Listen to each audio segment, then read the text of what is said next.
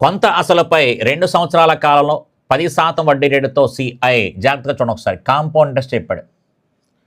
చక్ర వడ్డీ అని చెప్తూ 10% చొప్పున 2 సంవత్సరాల కాలంలో అన్నాడు. అంటే చూడగానే ఆన్ ది స్పాట్ చక్ర వడ్డీ 21% అని రాయగలగాలి. 10% 2 సార్లు రిపీట్ అయితే 10% 2 సార్లు రిపీట్ అయితే 21%. అలా ఎప్పుడైతే మనం స్పాంటేనియస్ రాస్తామో టక్కుని చెప్పచ్చు.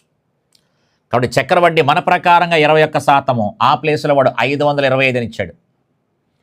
అదే అసలుపై రెట్టింపు కాలానికి అని చెప్పాడు. అంటే కాలం వచ్చి మనకి ఎన్ని సంవత్సరాలు అంటే కనుక రెట్టింపు కాలం అని చెప్పాడు. 4 సంవత్సరాల కాలము.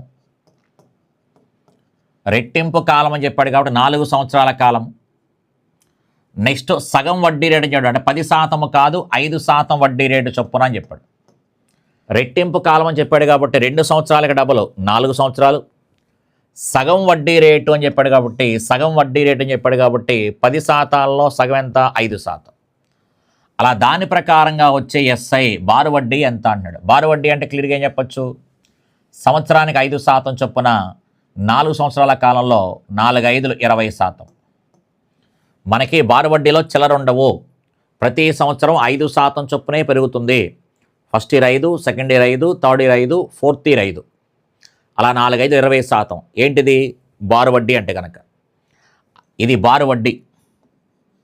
అదే మనకి చక్ర వడ్డీ కనుక అనుంటే అదే 5% కనుక మనం 4 సార్లు కనుక వేస్తే 21.5% చక్ర వడ్డీ అయితే. కానీ వాడు అడిగిన ప్రశ్న ఏంటి అంటే కనుక మనకి బారు వడ్డీ అడిగాడు. అందుకని ఆ 20% ఎంత అని ప్రశ్న అడిగాడు. మనకేమి ఇచ్చాడు? చక్ర వడ్డీ ఇచ్చాడు. అందుకని క్లియర్గా చక్ర వడ్డీ 21%.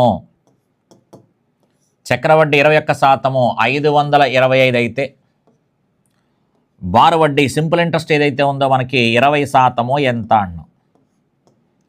20% ఎంత?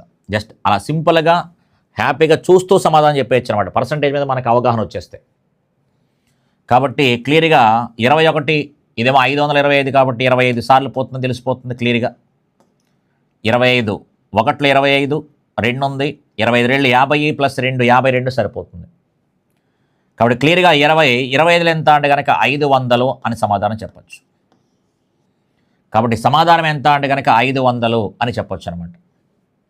ఓకే, పర్సంటేజ్ మన కంట్రోల్లో ఉంటే ఇంత స్పీడ్గా చేసేయచ్చు.